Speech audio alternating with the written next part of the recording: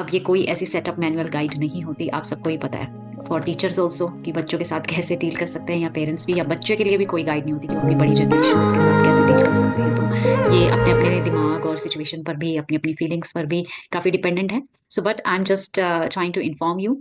So you have to conclude this video by your own. आपको खुद conclusion points निकालने हैं। मैं कुछ ऐसा स्पेसिफिक नहीं बोल रही कि इस जनरेशन को ये करना चाहिए या उस जनरेशन को ये करना चाहिए। I am just going to share my own experiences and observations during my own going learning experience. क्योंकि ये वर्ड मैं काफी अच्छे से आपको लगा रही हूँ कि मेरी जो ये लर्निंग एक्सपीरियंस अभी चल रही है, क्योंकि जब तक हम मरते नहीं है, डेथ नहीं होती है, तो लर्निंग एक्सपीरियंसेस बनते ही रहते हैं। टीचिंग एक्सपीरियंसेस भी बनते हैं और लर्निंग एक्सपीरियंसेस भी बनते हैं। तो चलिए वीडियो को आगे बढ़ाते हैं। तो सबसे पहले मैं बात करूंगी एक उस हैबिट के बारे में जो मैंने 1 साल पहले स्टार्ट की है, एक हैबिट फॉर्मेशन। वो है उठते ही अपनी बेडिंग फोल्ड करना। अब ध्यान से समझिए व्हाट्स दिस पॉइंट इज। ये सिर्फ एक महज एक आपको एक अच्छी आदत के बारे में नहीं बता रही हूं मैं कि आपको ऐसा करना जाना चाहिए या ऐसा नहीं करना जाना चाहिए। मैं जस्ट आपको एक स्टोरी के रूप में एक्सपीरियंस या ऑब्जर्वेशन शेयर करूंगी, and then you can decide on your own. अब पहले क्या होता था, जब हमारे ग्रैंड पेरेंट्स की जनरेशन थी, तब वो लोग चारपाइयों पे सोते थे, मंजियों पे सोते थे, कोट्स होते थे, फोल्डिंग्स होते थे। तो आंगन में बिछा के जब वो मंजियों पे सोते थे या कमरों में मंजियों पे, तो जैसे ही वो उठते थे, उठते ही सबसे पहला उनका डिक्सटेरिटी एक्सरसाइज क्या होता था कि उनको अपनी चारपाई उठानी है, मंजी उठानी है रास्ते के बीच में, ताकि अटके नहीं, फोल्डिंग को उठाना है और बंद करके साइड में रखना है। हुआ डबल बेड्स आ गए।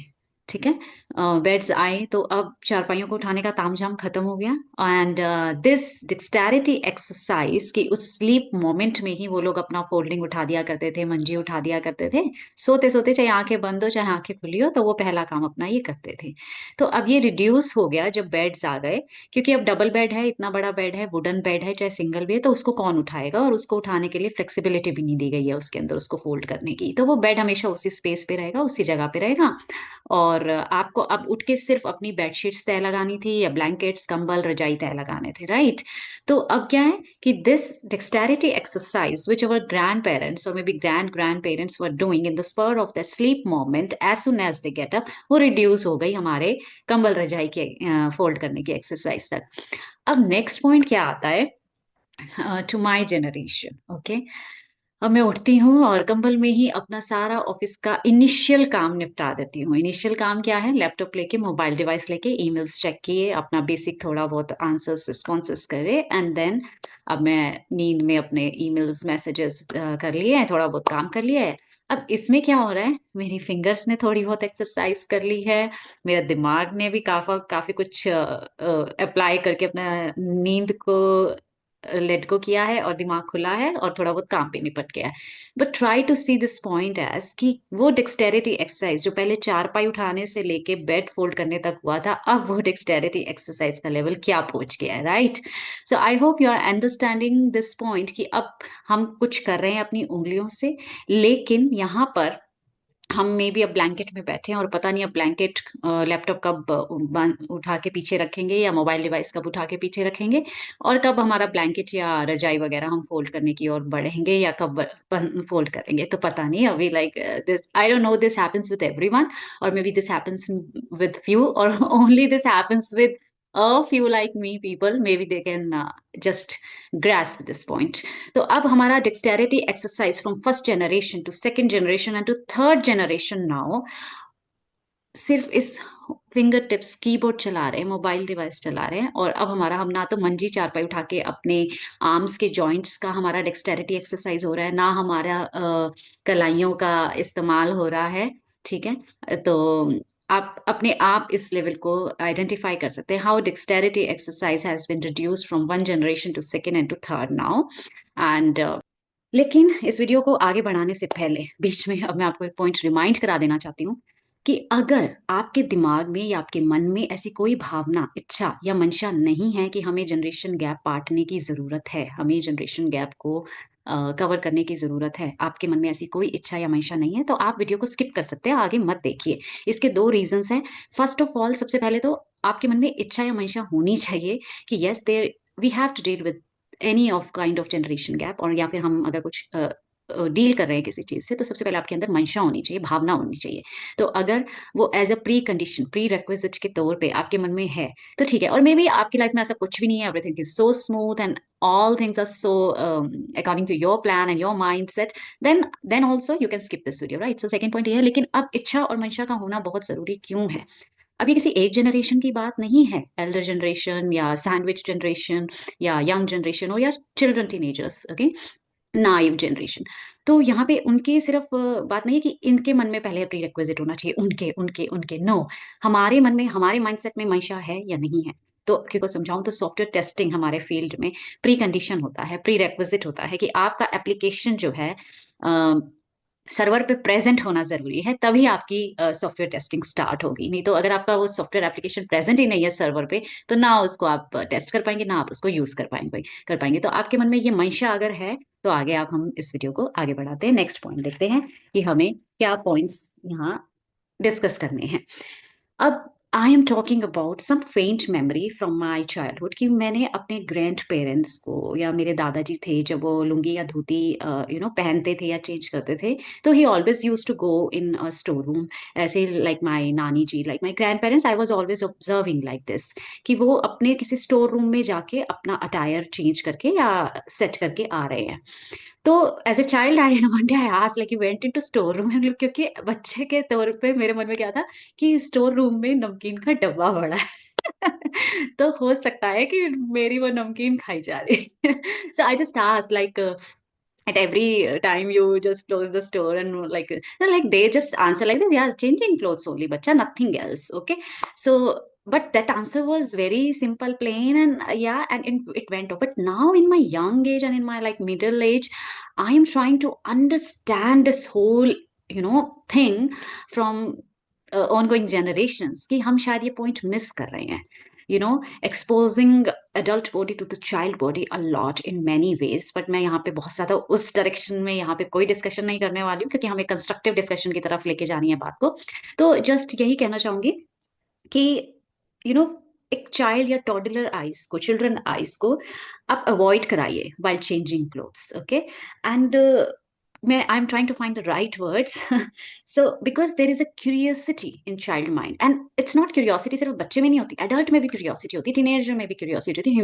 ह्यूमन बींग का, इंसान का एक ये नेचुरल ट्रेट होता है, क्वालिटी होती है, एक दिमागी शक्ति होती है, नेचुरल प्राकृतिक इंसान के अंदर, कि वो बुद्धि में कोई ना कोई क्यूरियोसिटी जागती है। लेकिन अब उस क्यूरियोसिटी का जो है ना, एज अप्रोप्रिएट होना बहुत जरूरी है। तो कुछ चीजें कई बार सिचुएशनल होती हैं, और कुछ चीजें कई बार एनवायरमेंटल इन्फ्लुएंस, एटमोस्फेरिकल इन्फ्लुएंस से कुछ चीजें बनती बिगड़ती हैं। Infuse the age appropriate curiosity in children, in toddlers. तो आप while changing clothes you should not be present in front of them. And अगर आप उनको टीच भी करना चाहते हो, maybe some teenage, you have teenager child and you want to teach them how to wear a sari और how to wear अ धोती और लुंगी, तो आप उनको इंस्ट्रक्शंस देके, वर्बल इंस्ट्रक्शंस देके, स्टेप बाय स्टेप प्रोसेस बता के कि ऐसे प्लेट्स बनाओ या ऐसे फोल्ड्स करो, इस तरीके से बता सकते हो, rather than you like ask them to observe you while you are changing your clothes, okay? तो एक इस तरीके से स्टेप्स में सिखा सकते हो, चाहे बच्चा है कोई छोटा, कि आप अपनी यूनिफॉर्म ऐसे पहनो, तो बजाय like helping them direct on their body, and rather showing like you are also open while changing clothes. I think this concept can be an area, but I'm not just giving the extremities कि आप अपने बच्चों को एक situational awareness भी देना बंद कर दे, जो आजकल बहुत जरूरी है, like there are many things we should teach our children in today's generation, like boundaries, physical boundaries, mental, emotional boundaries। तो वो चीज आप समझाइए, ये मत सोचिए कि ये जो पॉइंट्स वीडियो में बताए जा रहे हैं इसका मतलब ये है कि आप बच्चों से एक दूरी बना के रखिए, आप बच्चों से एक डिस्कशन के पॉइंट्स ही खत्म कर दीजिए, नहीं। आप समझने की कोशिश कीजिए कि आपको एक age appropriate age appropriate language, age appropriate statements, age appropriate feelings create का एनवायरनमेंट क्रिएट करना है, ताकि it should help, it should be conducive to your child's childhood, okay?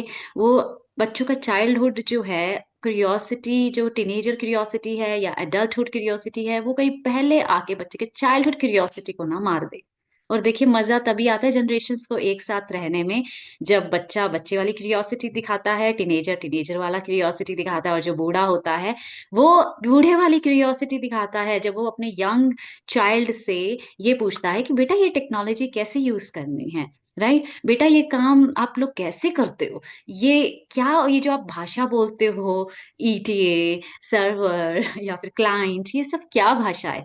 तो आप ये समझने की कोशिश कीजिए।